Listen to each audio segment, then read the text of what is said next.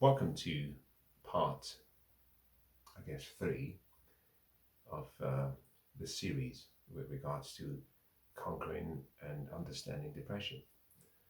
In the session I covered previously, the second session, I asked the question, what is depression? Now, in that session, um, I started by trying to, I guess, entice you into understanding that words have a certain amount of power when we assign our emotions to those words. And the words have meanings. And the first step is to define, describe what you consider depression to be.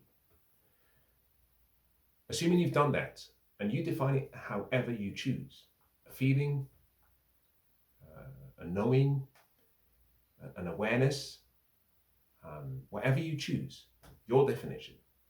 Now, in today's session, I'd like to build on that. Um, for most people, when they say or when they use mental health, depression, we tend to use such words in a manner that is almost synonymous. The indication and the inference is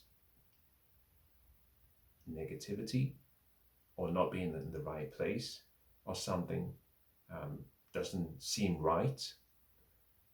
It's used in a way of saying something is not right with me, or there are challenges I am facing as a person and I am missing the mark of whatever my higher calling is or could be. What I'd like to do in today's session is ask a question. I'm going to take you a few sessions forward by trying to get you to dream or trying to get you to focus on what the ideal is and then define that. So we start with depression. It's something to be avoided, something that causes you to behave in a manner that is not consistent with your best and your higher self.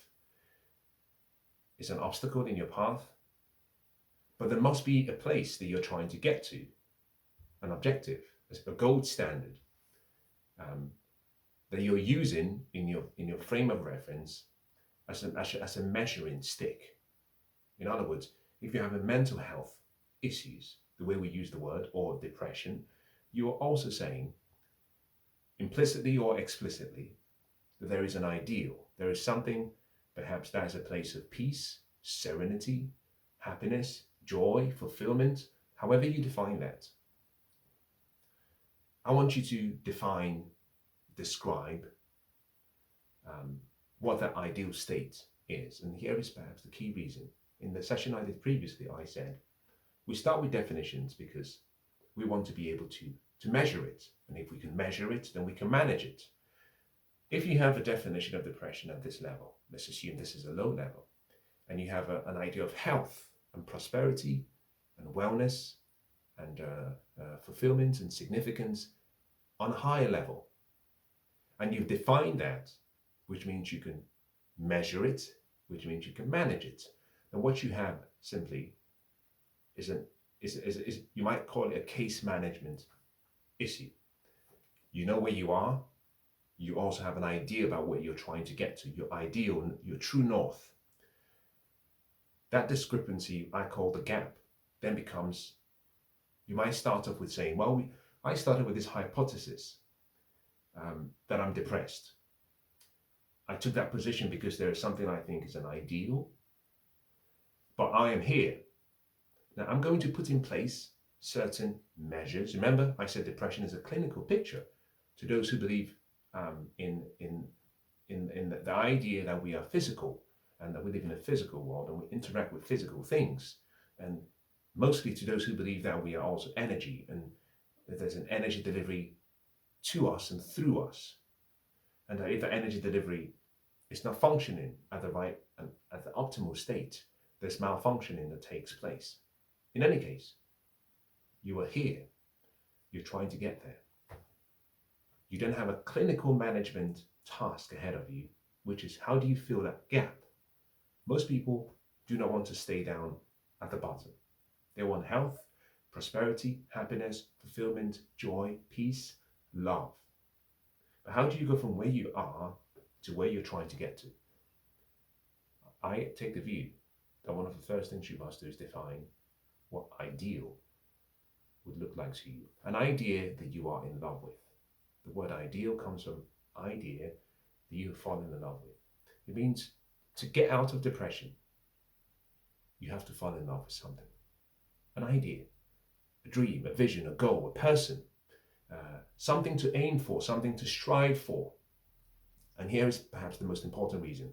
Some time ago, I had a conversation with someone, and as we were talking, the person kept making reference to the importance of looking backwards and trying to understand what happened in your childhood or what happened in your past. And I said, that is all important. But you see, the hourglass in the sand in our hourglass is split into two sections. There's a top section and there's a bottom section. The top section is the life that we haven't lived. The bottom is the life we've actually wasted or used. I don't know what is at the top. It could run out anytime soon, so I want to be focused on the future. And I said, think about your life like a car. When we drive looking through the windscreen. We have side mirrors, we have a rear view mirror, but we do not drive looking backwards. We do not drive looking sideways. We drive, and the only time we make reference to either of the two side mirrors or the rear view mirror is if we want to make a positional change. Change speed, change direction, change our intensity. So we glance to make sure that we check for our blind spots. But we only look for a brief second or two, and we're back looking ahead. Life should be lived looking forward. So therefore, we spend about 95% of our time in life looking ahead. Those who suffer from depression are looking around them and are looking within them and are not spending much time looking forward. Now, you cannot look forward when you don't have something to look to. So in today's session, the message is very simple. Define what the ideal would look like if you could. Now, to do this, you have to dream. You have to start up with a dream. It becomes a theory. You haven't proven it, but there has to be something that comes from you. You see, desire cannot be gifted to another person. It has to come from within. And here I add something that I think is necessary. If you don't have enough reasons, if you don't have a why, if you don't have something burning inside you, wanting that better life, you wouldn't have the desire. And therefore you would not be able to define, describe, and draw the ideal or the future you want or you're looking towards.